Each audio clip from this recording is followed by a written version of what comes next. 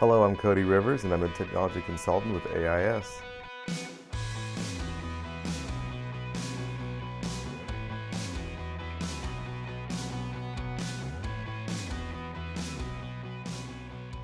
My company, AIS, we're an IT consulting and security firm. So what does that mean? We consult and give companies strategies, ideas, and solutions to their problems using IT that are grounded in security and that are safe and functional for their business.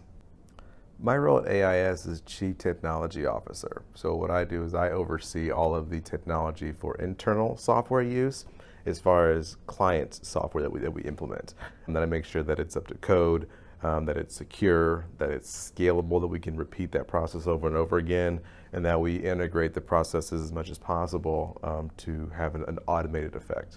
A regular day for me is to oversee the company from how are we performing, how's our software giving us data to how we're performing, is it accurate, does the feel of how we're performing match the metrics, and then beyond that, is the software that we're getting alerts on for something being up, something being down. But my team would be helping with any kind of issues I can't email, I can't print.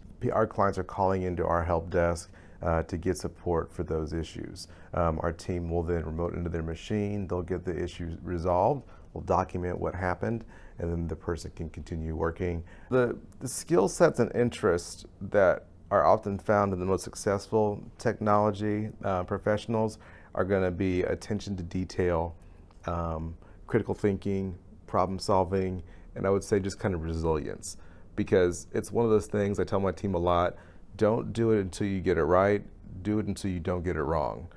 Making mistakes and failing is part of the growth cycle. And so if you're okay with that and you embrace that, you're gonna grow, beyond you can imagine. But if you don't like failing, or you take it too hard and you don't like critical thinking, IT is gonna be tough for you. It is very possible to be a phenomenal IT engineer, consultant with having no college experience at all. It's not a heavily regulated licensing path to it. Some have bachelor's associate's degrees, some have bachelor's degrees, some have master's, but then there's a lot of on-the-job training and a lot of certifications with different vendors. There's not a yellow brick road of you have to follow this path to get there. It's a combination of problem solving, critical thinking, and then just commitment to solutions. And so you can learn at any time. I love a lot about my job. I love everything from just technology is in my DNA. I've done it since I was very little. Everything from video games to wireless to collaboration to just automation, making things simpler in my day and relying less on what's between my ears and like other things happening. But also I love is seeing the technology in motion with my clients and seeing the effect it has on their business. So while I work for one company from a paycheck standpoint, I get to enjoy and relish in the success of 100+ companies, across the nation as they grow, because a little piece of their growth comes from something that we put in place at AIS. So with IT, it is a job where it's tough because people call you in pain. Oftentimes they don't call you and say, hey, life's great, just want to say thank you. They're calling because I can't email, I can't print, I can't work. Typically, it's the worst times that those things happen. They don't ever just happen like a Monday at 2 p.m. It's like a Sunday like at 9 a.m. that something blows up.